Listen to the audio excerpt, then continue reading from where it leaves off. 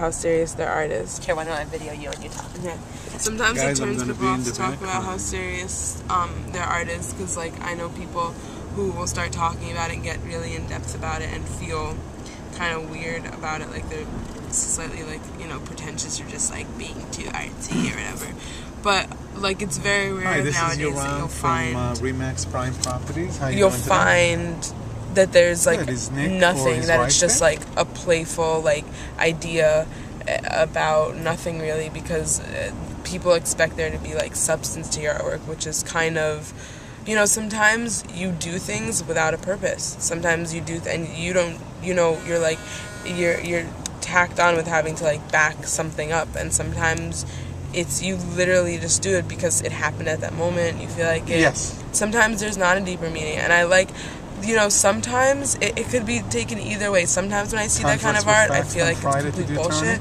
But other times, you know, like, sure I feel like it's really real. And it is good to have, like, meaning to your artwork and, like, an idea of what you're doing and where you're going.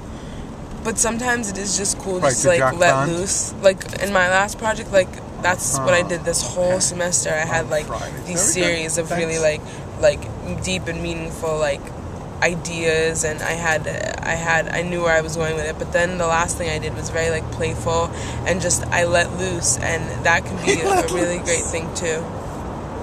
What do you think about it? Well, what this whole conversation makes me think about is Bob Dylan, because people used to say to Bob Dylan, oh, what do your songs mean? They're so deep. What does it mean when you say this? What does it mean when you say that? And over and over again, he would say, it doesn't mean, like, I just write these songs. Like, I'm not, like, trying to mean anything. And people pegged him with being this social revolutionary. And, like, that wasn't his heart, definitely. But, like, he didn't mean to be that. I mean, I think a lot of people would agree. I mean, I think Bob Dylan is a genius, and, like, I think that he just, what is in his heart, I think, you know, what is in a true artist's heart is so powerful. How you doing? That whether they're writing a song or putting a brush to a page, that's going to come through whether they mean it or not. You know what I mean? Mom and Dad? That's so true. And, like, I think it's interesting because I feel like today, is George into I mean, of course, you are definitely more exposed to contemporary art world than I am, obviously. But I feel today that, like, from the exposure I've had to reading artist statements and interviews or whatever, everyone's art, like, has deeper meaning, and they, like, want to talk about it in the mainstream, like, in the mainstream, I feel. Or I don't know, if you're, like, a major artist being interviewed about, you know, what your work is, people expect you to be accessible. Even if your idea is not very accessible, people expect you to explain where you're coming from. You know, that's one of the things that's hard about the media or whatever. But, like, for example, you feel like you know, the girl who wrote my show, Emily, has that awesome contemporary artist boyfriend, Carl Handel. And he does a really wide variety of things. For the seller, and one of the things that he did, and he's a successful contemporary artist. He's represented by galleries in New York and London. And one of the things that he did was in a building on Howard Street next to my yoga studio. I told you, he painted this wall black, and he just did this big white scribble. And that they get it signed ASAP so we can get the appraisal done.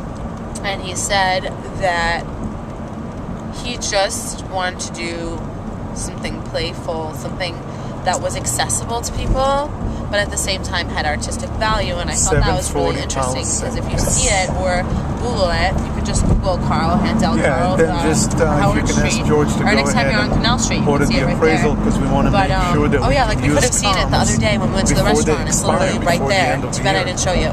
We'll see another time. But anyways, like, it's really interesting because, like, if you think about it, like, it's a scribble. Like, it's like something a kid would do, or something. It almost looks like something you would do to check that a pen is working. But in a way, it's really artistic. Great. Because, you know, that's the basis. Those lines are the basis of a painting or the basis of technique or whatever. But in a way, it's stretching the concept of a line, because it's taking a line and it's letting it go anywhere. And I think that's really cool. I think that's a really good example of, like, something that's meant to be playful but can still be accessible but can still have artistic value. Does that make sense? Yeah, definitely. What do you think about a project like that? This is really fun. I'm definitely into that. Like I was saying, like people feel the need. Like I feel people now feel the need to have some kind of deep meaning to the work. People like feel like if they don't, that it's like not art, you know?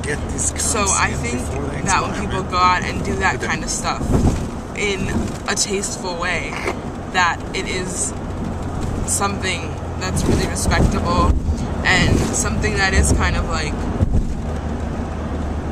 not out of the box, but just like doing their own thing, because it's not like loaded with all this stuff. It doesn't need to be loaded. It's just like it could be that one thing, and you know, a lot of the times, even if you're doing something playfully or like unintentionally, you will because you, like, artists just have this way of still having meaning to their work regardless. Like when I did this past project with people on over me, photographing them, like it was still put into like certain categories by my peers. Like they would say it had this meaning to it or that meaning, or they felt this way about it, and to me I was just doing it in the moment and it was just happening, but like unavoidably they would tack some kind of meaning on it, and my teacher was like, you know what,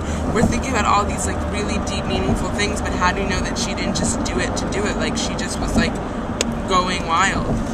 Definitely. I think that, like, you know, you put something out there to the public. That's one of the beauties of art. One of the scary things about art too, and potentially damaging things. But I just wanted you to know that I did not hear yet from the appraiser. And you make it public. People are gonna tack on all these meanings to it, and like, you know, like I just think of that Counting Crows, that beautiful Counting Crows song, Mr. Jones, and people were like, that song's bad as dead. You can call me right on my cell phone. I was like, okay? It's not like. Thank you so much. Bye bye. Like, but like, people still like walk up to him and it's like, is that song about your dick? Like, I think it's so dumb. Like, but whatever. It's like that's that person's idea, and one person says it, and then the other people are like, okay, no, like, you know. But I think when you're an artist, you have to accept that. And like one thing I was really thinking about that was really interesting was that, you know, for example, like my favorite art period is Impressionism, and like obviously those people back then were not assaulted the way we are today by media. They didn't have a complete overflow of information in their lives. They had no television, they had no internet, and art was a huge part of their culture and their society, and it was a class thing. And you know, they would have these salons where you would enter in and you would see the best of art today. And some of the greatest paintings that we look at today by Monet or by Van Gogh or by John Singer Sargent were rejected by those salons, and now you see them in museums in Paris with written next to it, rejected by the salon, this and this. But like those people were outraged, like certain of those people were outraged by those paintings because back then that was completely out of the style that they were used to, and they found it very offensive that, you know, Monet would paint a woman with her back to